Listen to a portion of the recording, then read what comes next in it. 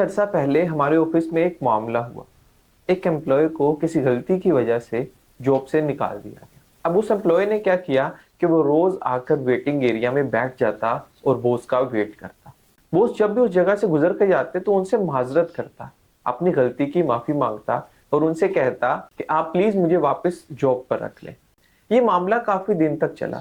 پھر آخرکار ایک دن باس نے اسے اس کی غلطی کے لیے معاف کر دیا اور اسے واپس جاب پر رکھ لیا. اب آپ سوچ رہے ہوں گے کہ میں آپ کو یہ واقعہ کیوں سنا رہا ہوں. میں آج جب اسکرپٹ لکھ رہا تھا تو ہمارا ٹاپک تھا اعتکاف. تو اچانک سے مجھے یہ واقعہ یاد آ گیا. اعتکاف کے ساتھ بھی تو کچھ ایسا ہی معاملہ ہے نا کہ ہم اپنا بسترا اٹھاتے ہیں اور اللہ کے گھر جا کر بیٹھ جاتے ہیں, کیونکہ اللہ کا حکم ہے وَأَنْتُمْ عَاكِفُونَ فِي الْمَسَاجِدِ کہ تم مساجد میں اعتکاف کرو.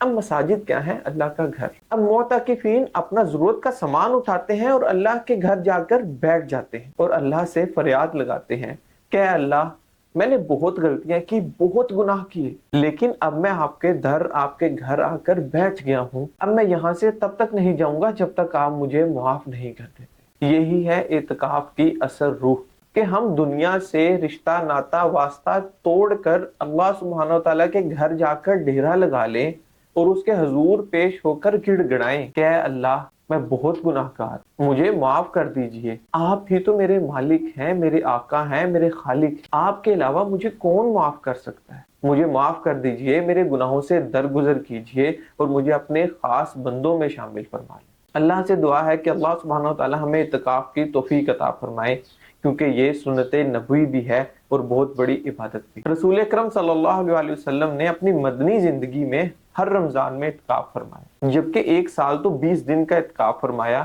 کیونکہ اس سے پچھلے سال اللہ کے نبی سفر کی وجہ سے اعتکاف نہیں کر سکے. اگر کوئی شخص اپنی مصروفیت یا کسی مجبوری کی وجہ سے اعتکاف نہیں کر سکتا تو اسے چاہیے کہ آخری 10 راتوں میں اللہ سبحانہ و تعالیٰ سے زیادہ اپنی مغفرت طلب کرے اور تھاک راتوں میں عبادات کا اہتمام کرے. اعتکاف کرنے والوں سے دعاؤں کی درخواست کیجیے گا اور ہمیں بھی اپنی دعاؤں میں یاد رکھیے گا. السلام علیکم ورحمۃ اللہ وبرکاتہ.